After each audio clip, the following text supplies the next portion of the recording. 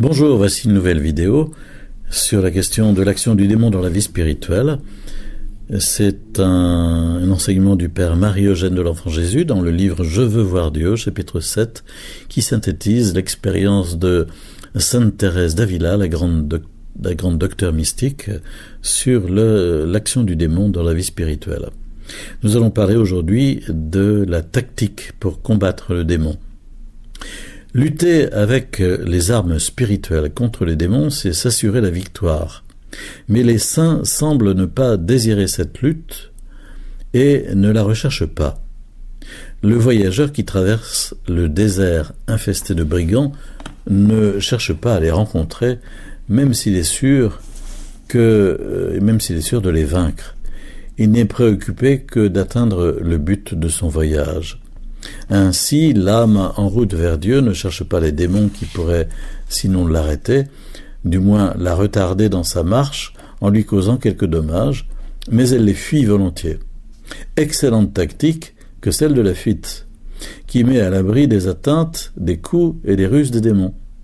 On la réalise en se portant par la foi et l'humilité dans les régions surnaturelles où il ne saurait lui-même parvenir.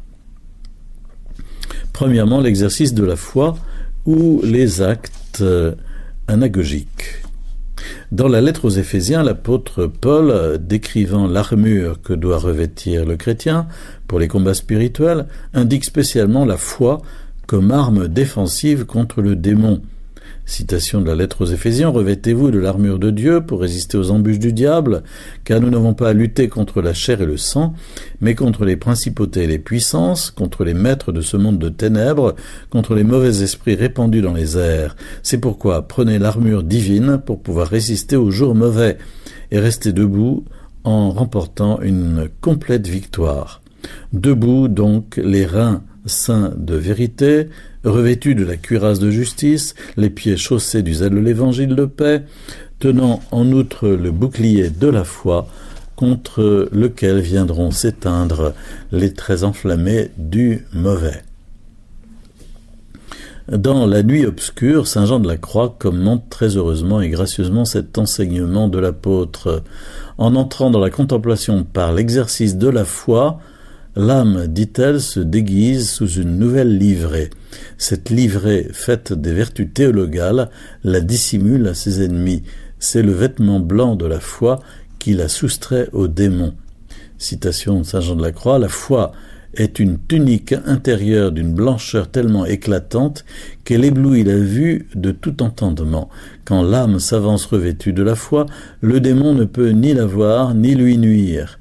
Elle marche alors en toute sécurité. Cette vertu la protège beaucoup plus que les autres contre le démon, qui est son ennemi le plus redoutable et le plus rusé.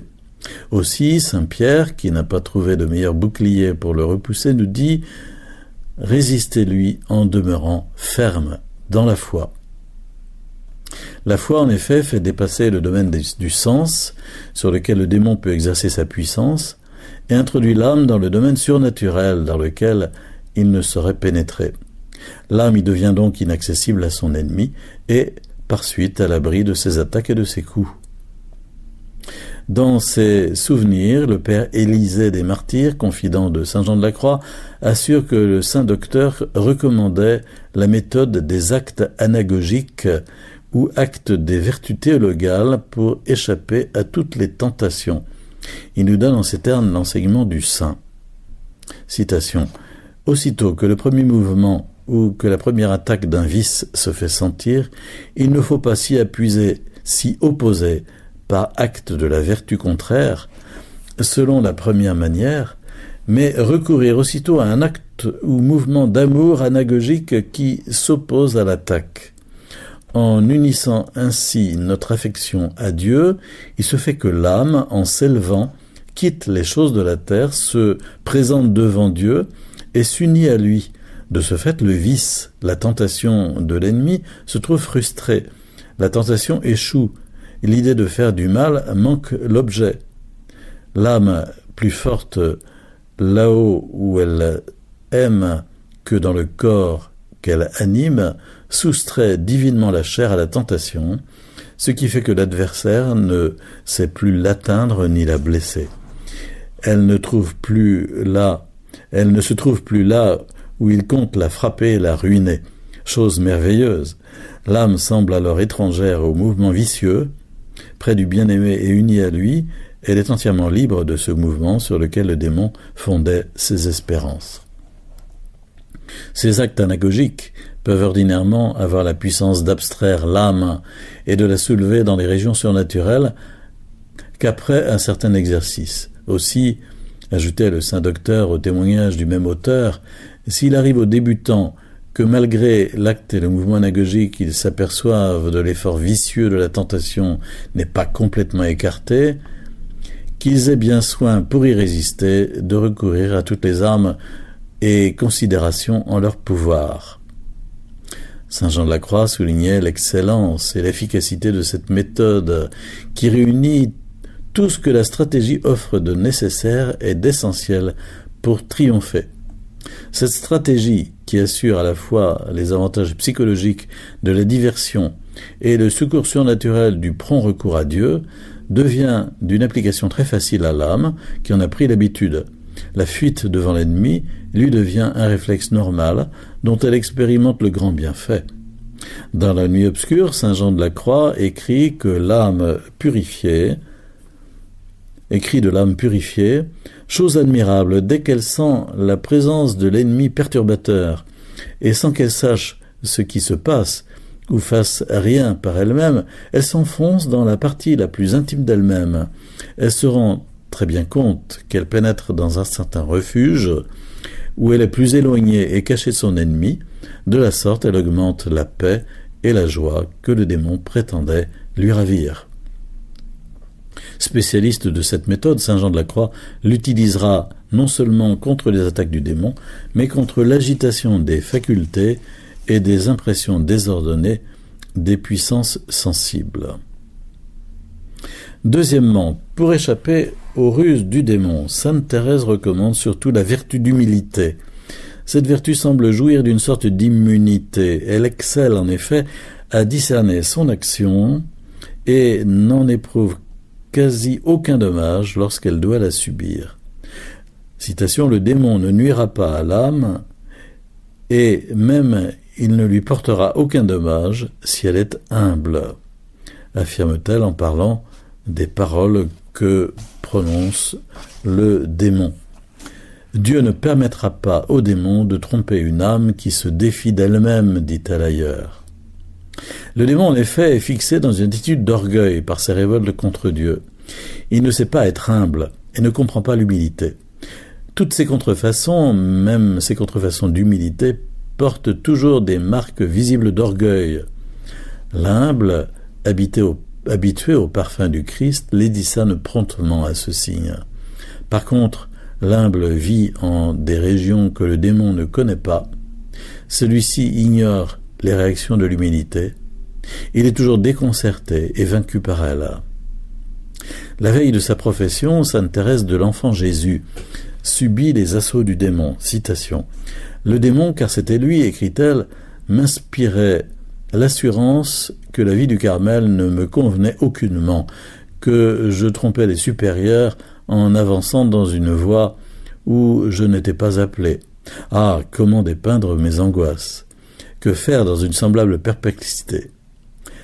Elle fait sortir la maîtresse du cœur, lui avoue sa tentation et, constate-t-elle, l'acte d'humilité que je venais de faire avait mis en fuite le démon, comme par enchantement. Il n'est pas en effet d'adversaire plus redoutable au démon que les âmes à la fois faibles et humbles. Car Dieu a choisi les choses faibles du monde pour confondre les forts, et Dieu a choisi les choses viles du monde et les choses méprisables, celles qui ne sont rien, pour détruire celles qui sont, écrit Paul dans la première lettre aux Corinthiens.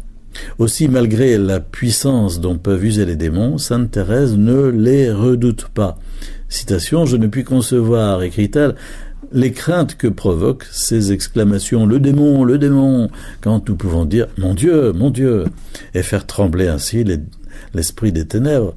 Ne savons-nous pas qu'il ne peut faire le moindre mouvement si Dieu ne le lui permet? Pourquoi donc ces frayeurs? Pour moi, je l'affirme, je redoute bien plus ces hommes si timides devant le démon que le démon lui-même. Lui ne peut me nuire en rien, les autres dont je parle, surtout s'ils sont confesseurs, jettent l'âme dans les plus grandes inquiétudes. Chasser les terreurs ne suffit pas, il faut reconnaître le rôle providentiel du démon dans notre épreuve d'ici-bas. Certes, il peut nous entraîner au mal, mais comme le note saint Jean de la Croix, il faut savoir que lorsque le bon ange permet au démon d'atteindre l'âme, il a pour but de la purifier. Il la dispose par cette préparation spirituelle à quelque grande fête ou grâce céleste que veut lui accorder celui qui ne mortifie que pour donner la vie et n'humilie que pour exalter. C'est donc pour faire plus grands nos mérites, plus pures et plus hautes nos vertus, plus rapide notre marche vers lui, que Dieu permet aux démons de nous tenter et de nous éprouver. En une page imagée et puissante, Tolère décrit ainsi les avantages des tentations et le moyen de les vaincre. Quand le cerf est vivement chassé par les chiens à travers forêts et montagnes, son grand échauffement éveille en lui une soif et un désir de boire plus ardent qu'en aucun autre animal. De même que le cerf est chassé par les chiens, ainsi le débutant dans les voies de la charité est-il chassé par les tentations. Dès qu'il se détourne du monde, il est en particulier pourchassé avec ardeur par 7 forts matins vigoureux et agiles. Plus cette chasse est vive et impétueuse, plus grande devrait être notre soif de Dieu et l'ardeur de notre désir. Parfois, il arrive qu'un des chiens rattrape le cerf et s'accroche avec ses dents au ventre de la bête. Quand alors le cerf ne peut se débarrasser du chien, il l'entraîne avec lui près d'un arbre et le frappe si fort contre l'arbre qu'il lui brise la tête et ainsi s'en délivre. Voilà précisément ce que l'homme doit faire quand il ne peut pas se rendre maître de ses chiens, de ses tentations. Il doit en grande hâte courir à l'arbre de la croix et de la passion de notre Seigneur Jésus-Christ et y cogner son chien, c'est-à-dire sa tentation, et lui briser la tête. Cela veut dire que là, il triomphe de toute tentation et s'en délivre complètement. C'est un sermon de Tolère, lundi avant les rabbaux. Voilà, chers amis, c'est la fin de cette série de vidéos sur la présence du démon dans la vie spirituelle. Cela vous aura peut-être semblé un peu compliqué, mais de temps en temps, ça fait quand même du bien de recourir aux grands enseignements des docteurs mystiques de l'Église catholique qui sont un véritable trésor en son sein et dont nous avons besoin à partir du moment où nous essayons de mener une réelle vie spirituelle. À bientôt pour d'autres enseignements.